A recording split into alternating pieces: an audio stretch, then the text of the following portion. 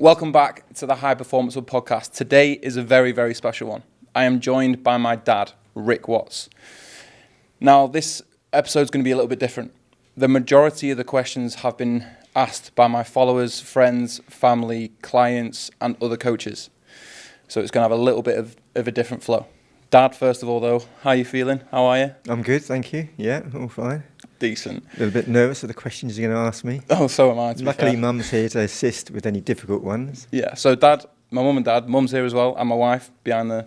Go on, Mum, shout out. Hi. Love it. They arrived Thursday evening, so jet lag's still there, but we'll do our best. That's all right. Thank you. So to ease us in, who's your favourite son out of me and Matt? You have to ask Mum that one. No, we'll move on because I don't want to get upset. But one of the questions, and again, we're probably going to go in a little bit deeper into this, is this came from Duke. Okay. Yeah. And he said, who's your favourite athletics athlete, short and long distance, to watch? Currently or historically? Let's do both. Okay. Probably Sebastian Coe back in the day, and now I'd say probably Jake Whiteman. Jake Whiteman? Who's that? He's a 1,500 metres silver medalist world. Nice. Worlds, and he got the gold a few years ago. Where did athletics, the love for athletics begin? I think it was in senior school, high school. I used to run the 400 metres, so, but also used to play football, cricket and basketball. So that's one of many. And going into kind of what is it about athletics that you like? Because there's so many different kind of disciplines, but you're an avid runner and very keen runner and a good runner, which we'll obviously go into. Mm-hmm. But is it also like just the fitness and the mental aspect of, because the 400 metre is one of the hardest disciplines, right? It was now, I think now, yeah, 800 metres probably. But yeah, I think, to answer your question, I think it's more about just the purism of it, the freedom, the exploration of different places, and just having some time that your mind can just wander. You say that you started developing, you were 400 metres in high school and started developing like long distance 1,500, right? No, I didn't really. I just used to run for fun, because then football took over really. So just used to run for fitness more than anything. And then it transitioned into a love for running? It did when we came out to America, just sort of carried on, sort of picked up running then. And did the first London Marathon with some friends, and that's kind of what rekindled the interest in the running side. Can you remember what time you got for that? It was 4 hours, so it wasn't great. But solid? That was running twice a week, really, yeah. And you did it in 4 hours? Mm-hmm. Running once and twice a week? Yeah. That's not bad. Well, it's fitness as well, fitness training and football as well at the time. Yeah. What stopped you playing football? Just lost interest, really. We went out to Los Angeles for a bit, and just ran there, didn't play football. So when I came back, just carried on the running, really, and joined a running club. Played a bit of football, but just wasn't the same. Did you run the same amount as you run now? Like, I know with injuries again, which we'll get into, but yeah. You do something every day. Is that been a habit for you for like 30, 40 years? Pretty much, yeah. Just movement, really, yeah. Why? Just feel better for it, more than anything. Yeah. Even on the days that you don't want to do it, you still... Even more so, I think. It's critical to do it then. Yeah. Because I remember, like, growing up, and you would, rain, wind or shine, doesn't matter whatever the month is, you would do your stretching, go for a run before you then went to work. Yeah. I think the worse the weather, the better, I think, as well. I quite enjoy it, the challenge. I was saying this to one of my clients who's doing a marathon in Phoenix on Sunday. And she was like annoyed that it's going to be raining. And I always refer back to what you always told me. It was just like, that's character building, son. Get out there. And sometimes I'm like, shut up. Like, because it's sideways rain and you're like, oh, I fucking love it. Yeah, you feel even better when you finish, Yeah. Then going into kind of PBs, and if you can remember that, so 4 hour marathon, let's go for like 5K. Can you remember those times at all? Well, I didn't really run 5K until late 20s, really. Yeah, so It was all longer than that. no, I didn't really run until we went to America. Oh, so, it was all like fitness based. Yeah, just keep me fit. So came back, joined an athletic club, and then started running a bit more seriously. Then managed to get to like 15:32 for 5, which back then was sort of good club standard, because I think the level in those days was very, very high considering. And then that was it, really. Yeah, just carried on going, and then I don't know why I stopped, really. I think just again found that races didn't fit in with family life and what have you, so sort of pulled away from it. 10K? That was 32:40, I think. Yeah. That's horrifically good. Well, again, yeah. And then not massively, but half marathon? 1:12:40. Yeah. 1:12. That's annoying. Another question here is like, what are one of your core memories of you? Like asking me. So they're asking me one of your core memories of your dad. Okay. Right. Sorry. And 2 stuck out.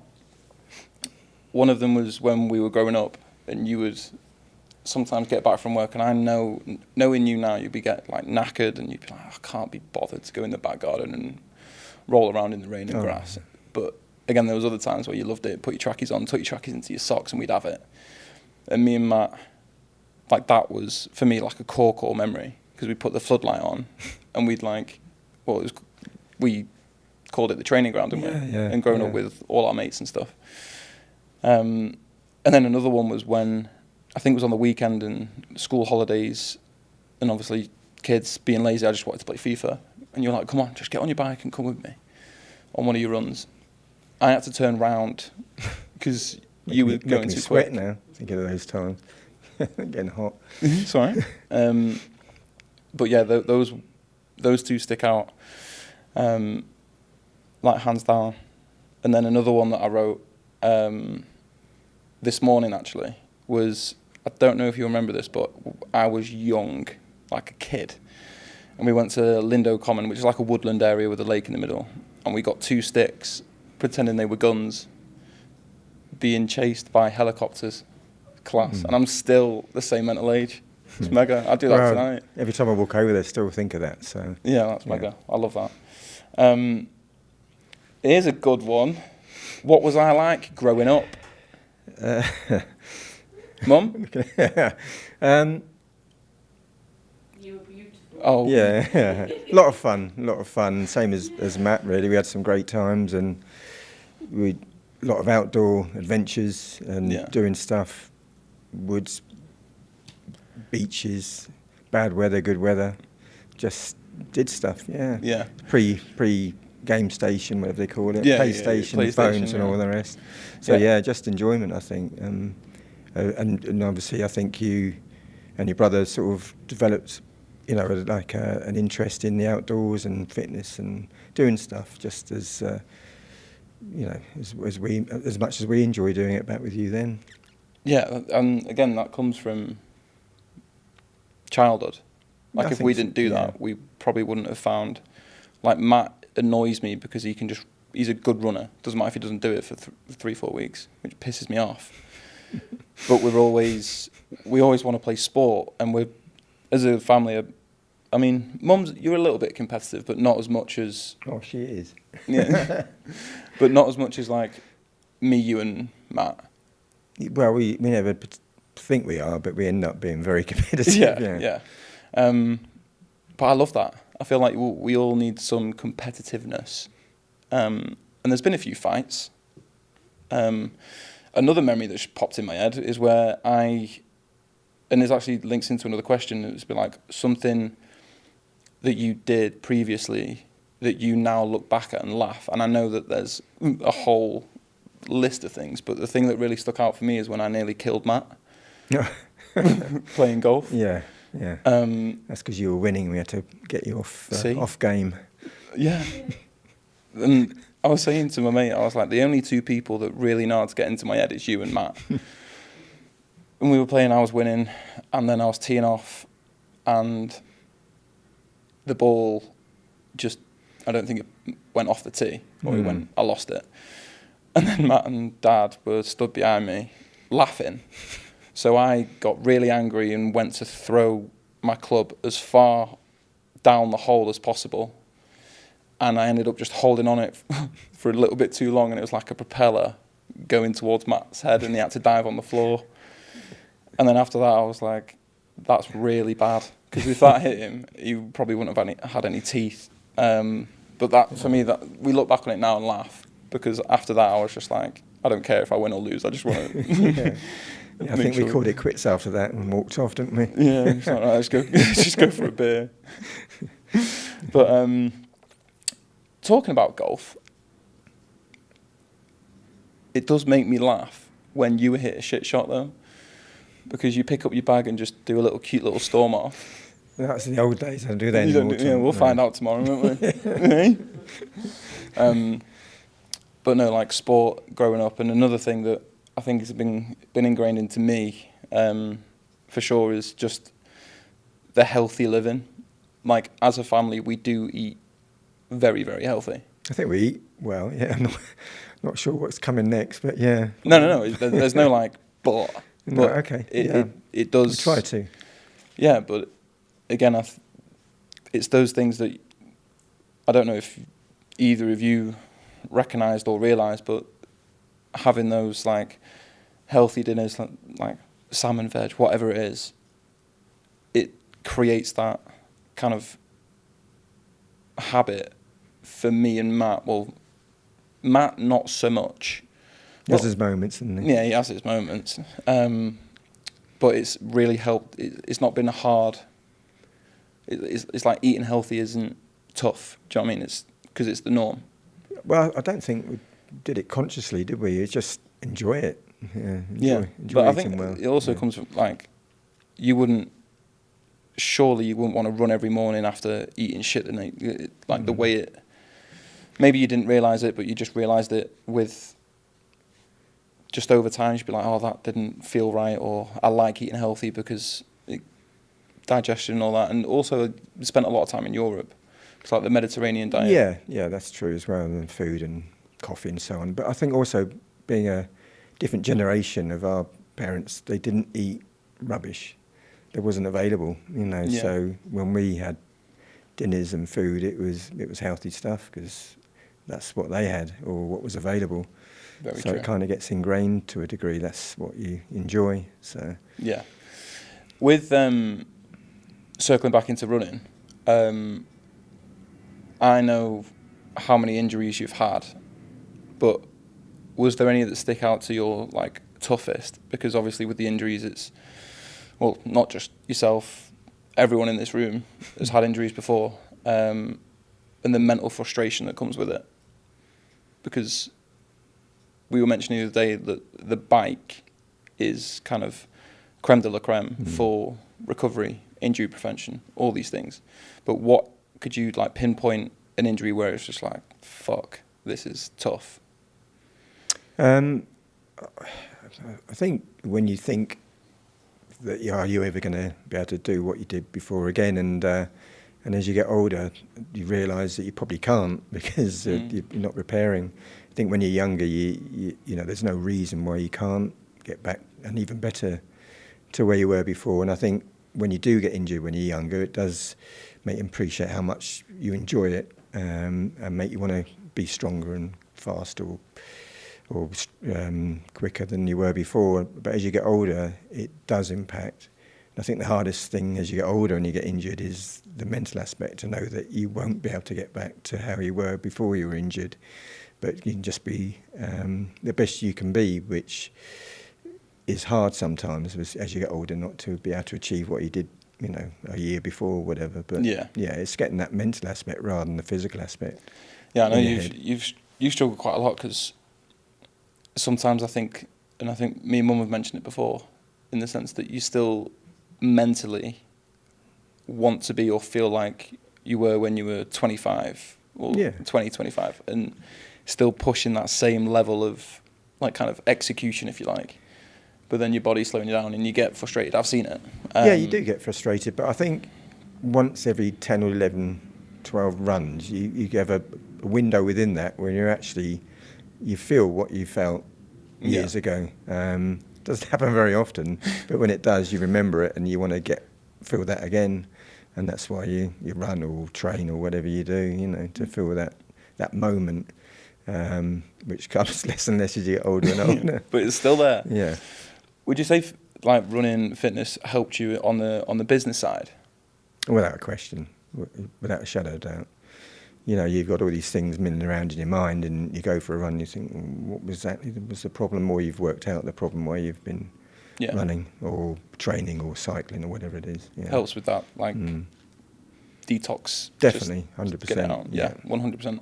I'd say 80% of the reason why I train now is purely just to flush out the noise. To be Even honest. going for a walk and just clearing your head just for 45 minutes makes all the difference. With business, I know you started out selling alcohol, didn't you? On the market. Started out selling food, actually. Food. Yeah. And that's where I met your mother. A company called. And the rest is history. Yeah, long time ago in London. Yeah. And then from there, you went on to sell chocolates. Chocolates and then alcohol. Then alcohol, and then we moved to America for a bit. Yeah. Yeah. And then when did you start the transition into working for? Was like in the sports industry business kind of? When we came back from America, just didn't want to go back into what was typical FMCG, massive global company that I'd been working for, and we had a chance to decide what we really wanted to do. Wasn't sure if I wanted to go back into sales, so ended up driving a taxi for a little bit, and then my sister got me a job working in an insurance company as a filing clerk, which was good fun for about a year, and then that's when really I started to run even more because I had nothing else to do, and then decided it wasn't sustainable really for a living. So what do I want to do? Really enjoy sports, so what better than to get into the sport industry? So I joined a competitor to Speedo called Arena Swimwear, which was owned by Adidas. That's in 20, I'm trying to think when, 1988, I think, yeah. And then from Arena then got taken into Adidas and worked for Adidas for a bit, and then to Converse, which was a brand that I always loved, and spent some time there, yeah. And then it was a less where you were when we moved up north, right? Yeah, so I was at Converse for 5 years, and then moved to a company called Aless, which is a heritage Italian brand. And then, we got the opportunity to move up to Manchester, or Wilmslow, yeah. Yeah, before we moved, though, you were telling us about your working week. So you sometimes will drive up to Manchester and back in the day. Yeah. But then other times you just live at a hotel. Yeah, I did, yeah. So depending on the circumstances of yourself and Matt and Mum and what was going on as well, whether to be back. So used to go up there and back, have a meeting and then come back again. But so as time went on, I used to stay up because there was more office space there. So I used to go up on a Monday morning or a Sunday night and then back on a Friday. Yeah, well, obviously I was super young, but I don't know if Matt will remember you being away. I don't think he does. I don't know. Yeah. No, I don't. Yeah. Don't remember that. But yeah, then we moved, and what are you happy that we moved? Do you think it was a good move? Yeah, definitely. Obviously, it was difficult, but when you know sort of things. So, I hated you both. Yeah, and it wasn't an easy decision by any stretch because, as you know, your dad and granddad had just moved down to where we were living from just outside London, so they'd moved and committed to move south to be with us in New Sales, and then it came along, and it's one of those sort of make or break, well, not make or break, but this can change our lives, and you just got to make it work. Yeah. And then again, another memory that's popped into me, and I loved it when you got made redundant because you picked me up from school. It was amazing. Loved it. And then you went to New Balance. I did, yeah. So I had a few months out of work, and then a New Balance opportunity came up, so I took that on, yeah. Yeah, and again, you had great success with New Balance. Yeah, again, New Balance back then was always a clean brand, an undeveloped brand, certainly in Europe, and different kettle of fish in the USA. It was a big brand, not necessarily in top of mind for a lot of people and seen as an older person's brand back then. That's changed a lot. So yeah, we got in a good time. The turnover now compared to what it was then is unbelievable. But there's some really good people in place at that time, and who wanted to take it on, develop it, and we managed to convince our American colleagues that, it's a good opportunity for the brand going forward. So, didn't you play a strong hand in getting it into Europe?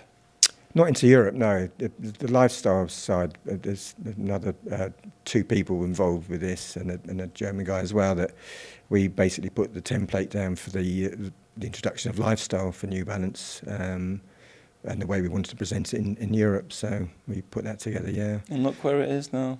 Yeah. Hey. But no, and then one of the perks from when you were at New Balance was just with the London 2012 Olympics. That was insane.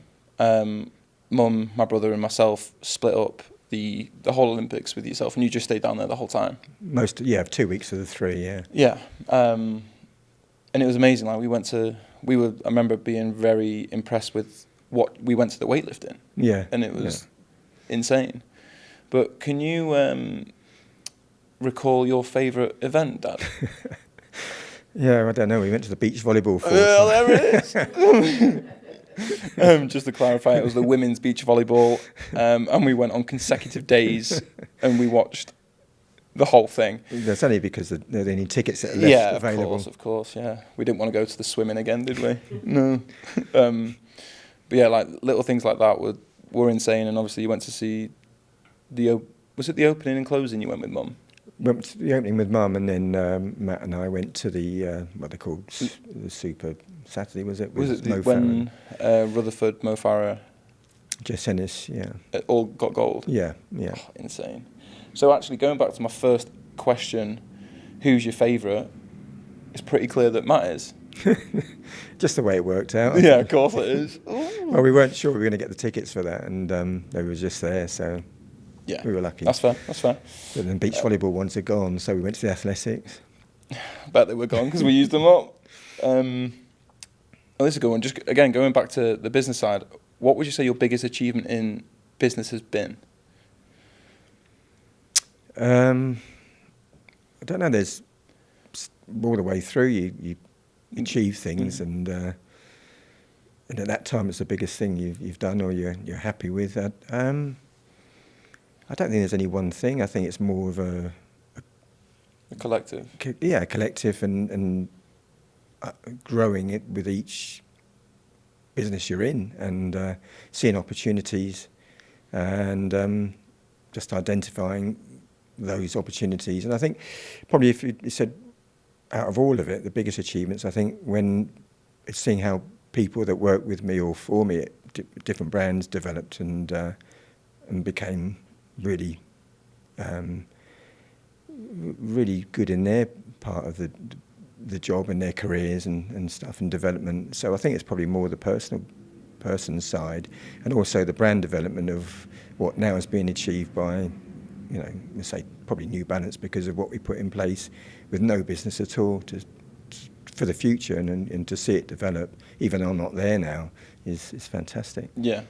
I remember when you used to come back with like boxes of New Balance stuff, and this was before it was like being worn on like kids our age or... Yeah. And me and Matt were like, I'm not wearing that. And then 6 months later... We had it all the time. Yeah. People didn't... This will never work, what you're doing, and it's like, well, just trust us, and creating relationships with the opinion leaders, and they had belief and knew it would work, but they wanted to know that the brand would look after them, and they, even when things did develop, because I knew it would, that they still had a place in the business. So that's what we try to achieve, and thankfully through that it gives longevity to the brand, because if you shoot for everything in one go, that's not going to last very long. Yeah, love that. around the dinner table last night, you were mentioning a few stories and whatnot, but you can just tell me that you can't speak or I don't want to, but when you was it in Boston with the owner of New Balance and you were on his jet? We had a tour of like, not that you could go there now, but Ukraine and Poland, which you can go to, obviously, and Russia, yeah, on the private jet, yeah. And again, I remember you telling me the story, and there was a conversation, and it was something about, oh, what's your opinion on this? And then you said, do you want me to be honest? And I don't know if it's the right story or the same story. Yeah, it's in Moscow, yeah. So, no. Let's have it. Yeah, we had certainly my immediate boss, his immediate boss, and the owner of New Balance, Jim Davis, who's a really down-to-earth guy who built New Balance from nothing. It was a brand, but he took it on and just got asked these very difficult questions, and I must admit I got to the point where I was thinking, I really don't know. I don't know the answer. And Jim just leant over and tapped me on the knee and said, love that, great answer.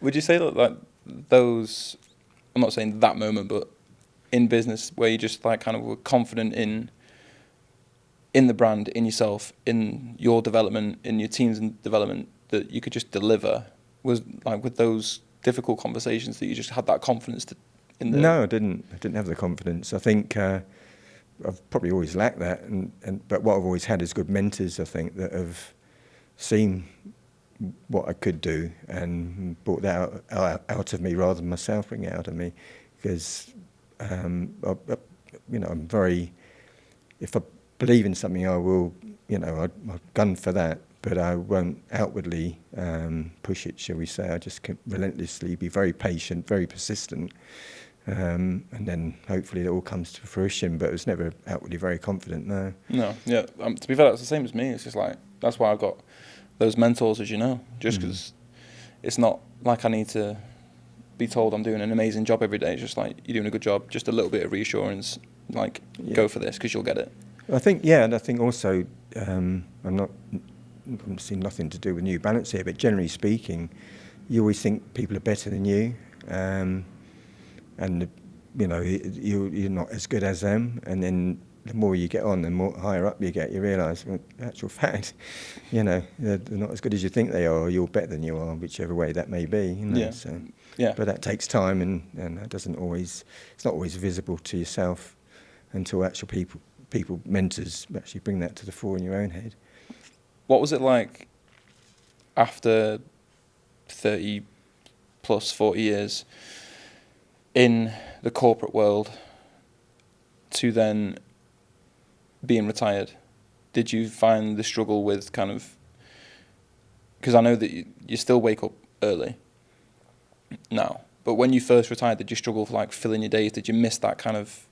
No, I didn't. I think for me, one of my sort of skills, I suppose, was development of brands or products or sales or whatever, and New Balance was on a, who I left or retired from, was on a path, and as things get bigger, you have less flexibility, and for the right reasons as well. There's more red tape, more bureaucracy, and you can't just do stuff, which we used to do, and then tell our bosses what we'd done after it. And it'd always come back. The mentorship of my bosses at the time was like, great, well, you get it wrong once, but don't get it wrong twice, sort of thing. So have a go.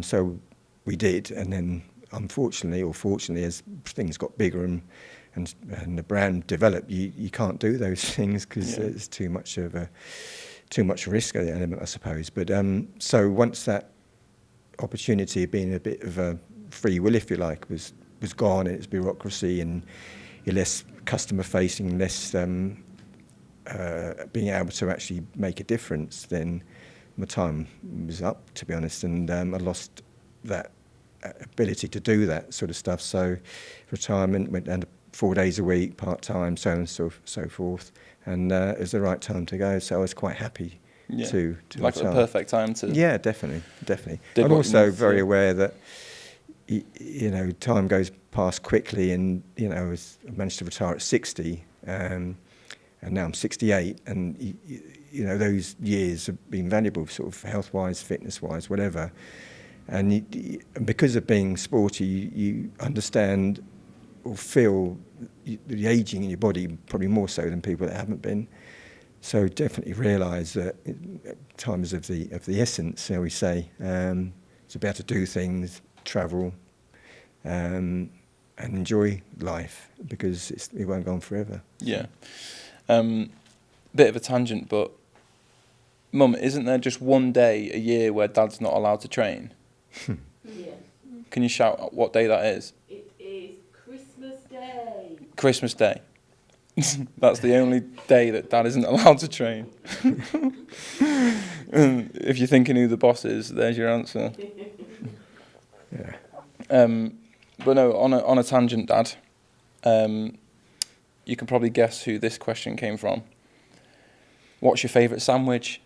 Cheese and pickle. Cheese and pickle. Who's that from? Worthy. Yeah.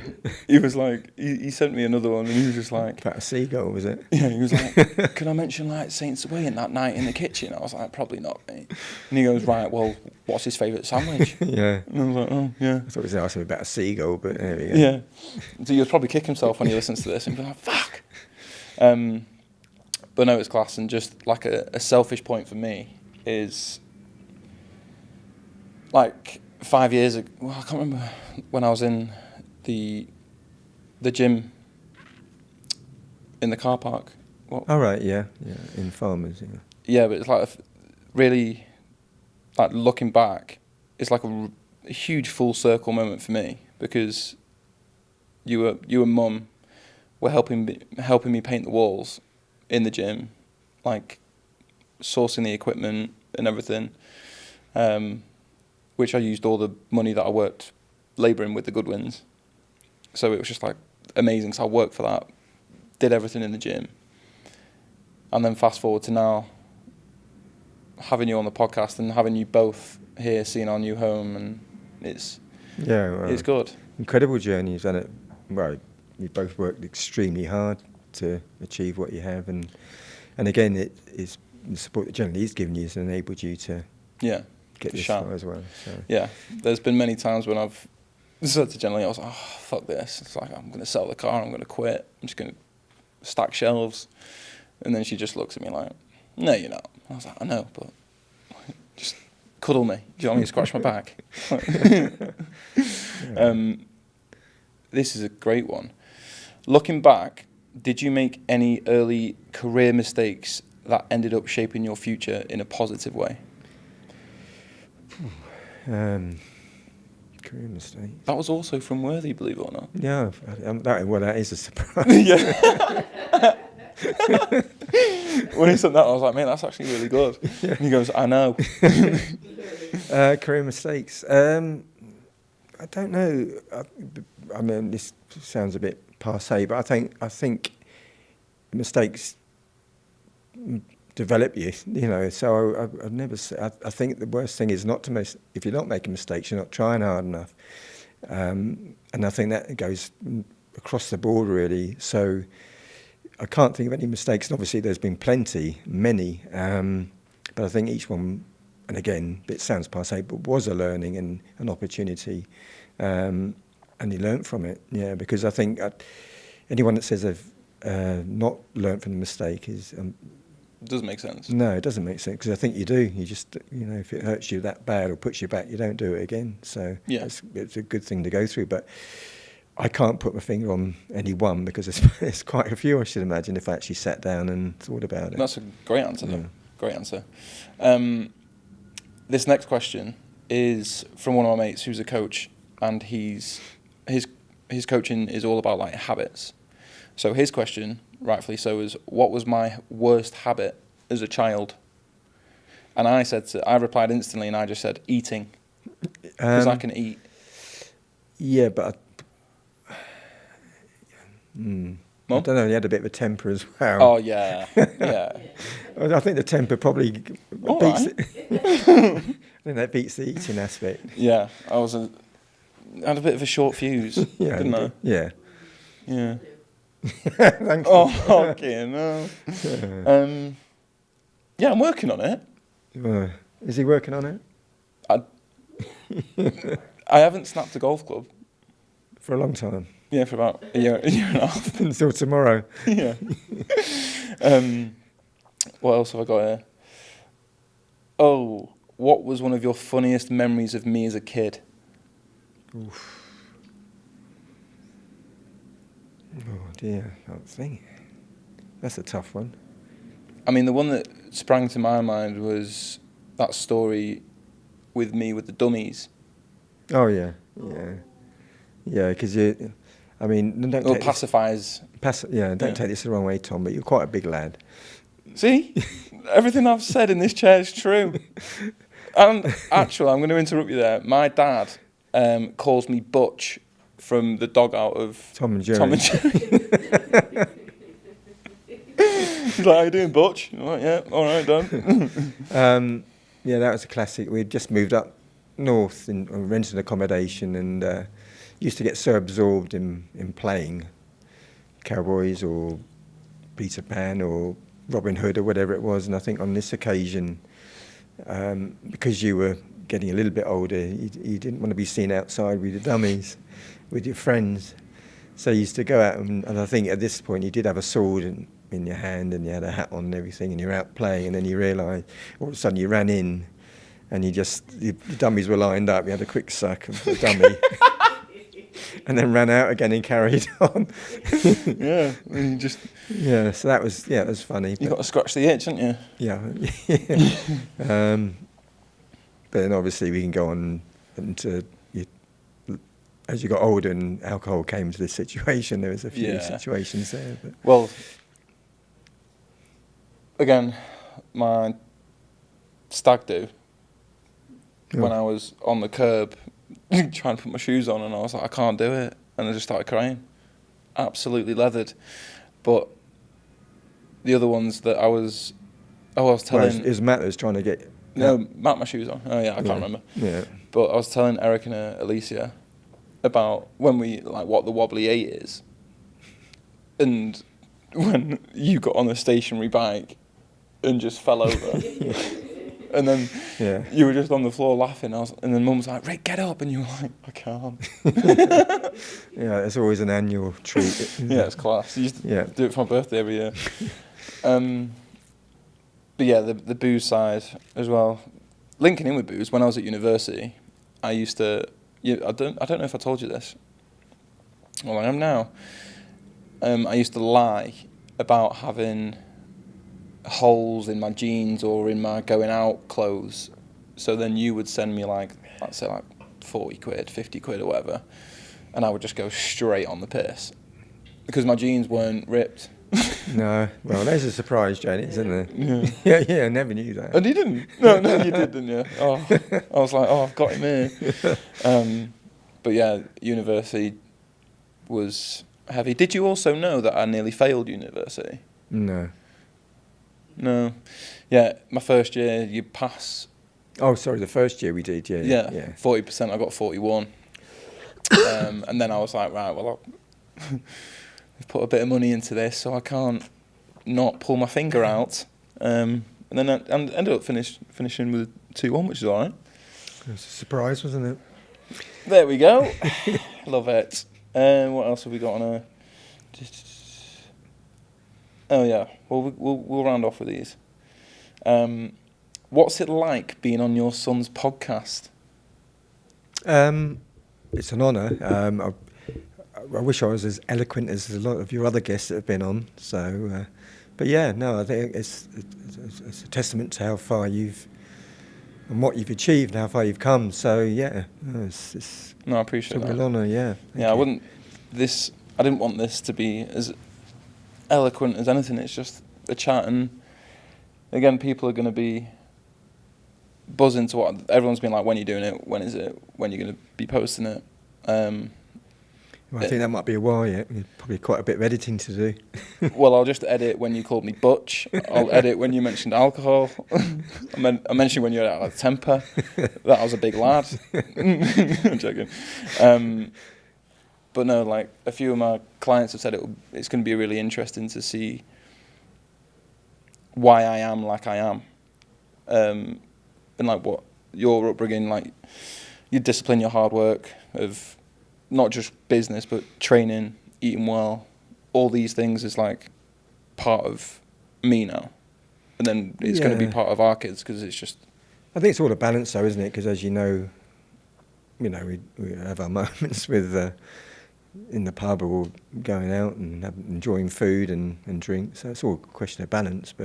And perhaps sometimes the balance on having a few too many beers goes the other way, and then obviously you try and compensate on the other aspects. But in the main, we try and live well. Yeah. Well, talking about balance, this is one of the moments where I really didn't even want to look at you.